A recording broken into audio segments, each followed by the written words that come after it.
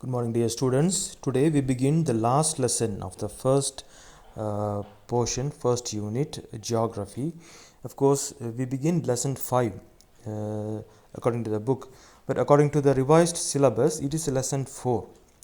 We are going to study about the natural vegetation and communities dependent on forest. We are going to study about forest and how we try to preserve forest and how we try to adapt ourselves to all the forest resources that we have and try to make use of them, not to exploit them but use them according to uh, our needs, and then according to a responsible way of conserving the forest. Okay, right now first we will begin to talk about what we really mean by forest. Now here in this paragraph you see that people have got different notion about forest. For some, forest is a place of fear. Some are really scared of forest because some they always think that forest is full of animals like tigers, bears, snakes, scorpions, etc. Okay, now we are all in actually the place where we are, it comes under forest department, and always we are very uneasy to move around our place at night because we are afraid of wild elephants, we are afraid of hyenas, we are afraid of foxes, we are afraid of wildcats, scorpions, snakes, and so on. So that is the view of one group of people. Some people consider forest as a place of beauty. See, for some, forest is a place of beauty. We always heard about stories of great men, saints. In order to achieve the enlightenment, usually they go to the place where people do not come. Usually they end up in forest, they end up in the mountain ranges. Okay, so for them forest signifies beauty of nature, beauty of God, and therefore for some forest is a beauty, it's a beauty of nature, and for others forest is a kind of obstacle, a limitation, and therefore what they do, they want to make use of all the raw materials like tree, whatever we get from tree, wood, whatever resources that they get from the forest. Okay, and sometimes they go on destroying the forest in order to build big companies, factories, timber, bamboo, tender leaves. Okay, and then some make use of forest for the economic activities, for economic gain. Okay, so that's how some of the people look at the forest.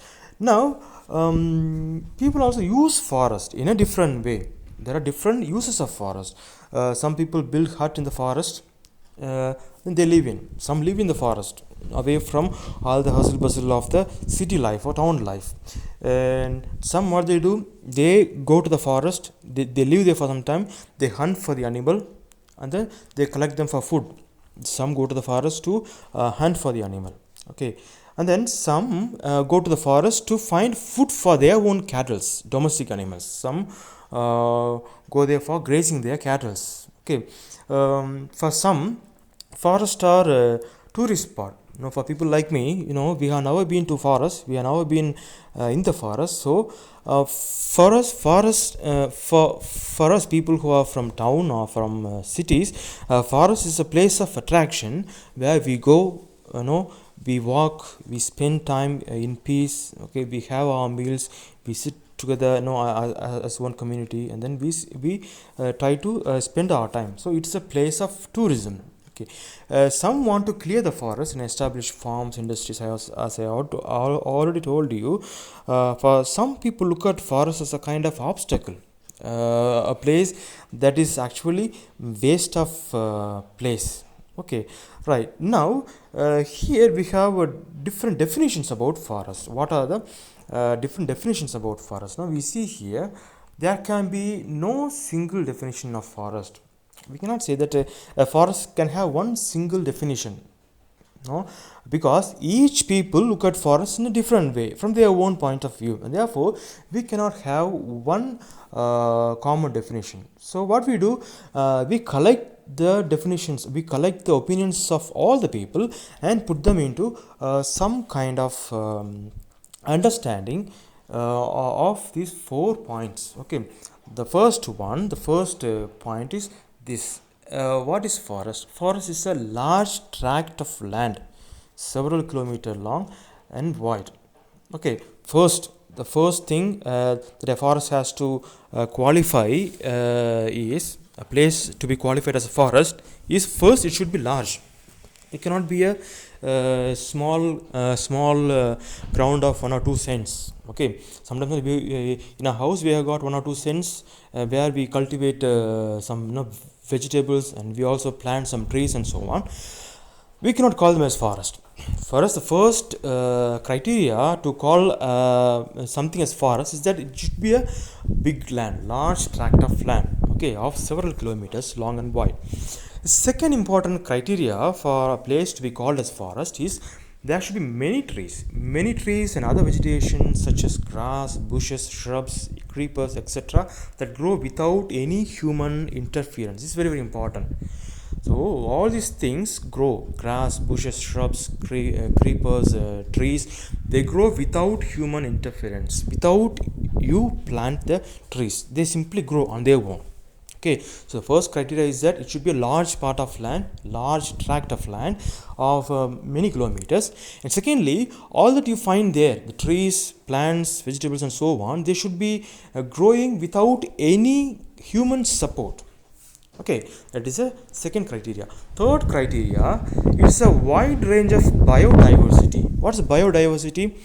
We have different kinds of plants, different kinds of trees. Okay, trees. Some trees are used for building houses. Some trees are used for coming up with big structure. Used in the building of bridges and so on. And some trees are used for medicinal purposes. Okay, so that we call as biodiversity. Diversity means many usages. So a wide range of biodiversity with numerous species existing and propagating naturally without any human interference. Once again, here there should be varieties. We say diversity means varieties of different kinds of plants, different kinds of trees.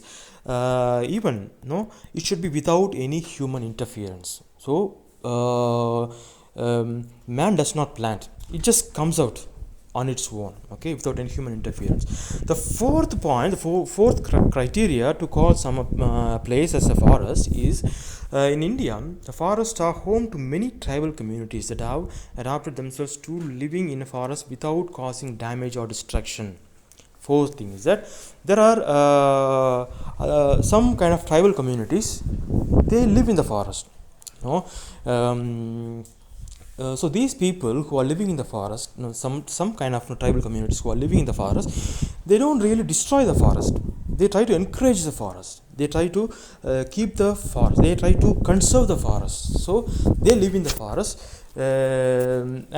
but no one can go there. No one can buy the land. No one can build their house. Okay, so and our place, Bodha, a part of Sarguja district, and the vast amount of Jashpur district, they are all under forest department. Okay, so no outsider can come and buy the land here. So if you want to acquire land of this place like Bodha or the places surrounding Bodha, what you're supposed to do, you have to be a tribal. You have to belong to a tribal community, and therefore you can only buy a land with a tribal title. Okay, otherwise you cannot buy the land. Okay, why it is so? Because only these people who have been living in the forest area for centuries and centuries ago, they know what is the importance of forest, and so these people, they would never ever try to destroy the forest for their own personal advantage. That is the reason why forest people belonging to tribal communities, they live in the forest. Okay, so they are free. they are free to live in the forest, and government will never ever disturb them. Okay, so these are the four criteria under which we call some place as a forest. Okay, now we move on to the second important first important point to talk about forest is how many types of forests we have, and where they are from. So in this portion we would study about different types of forests and what all we will find in those different types. Okay, so we will see them in the next video. Thank you.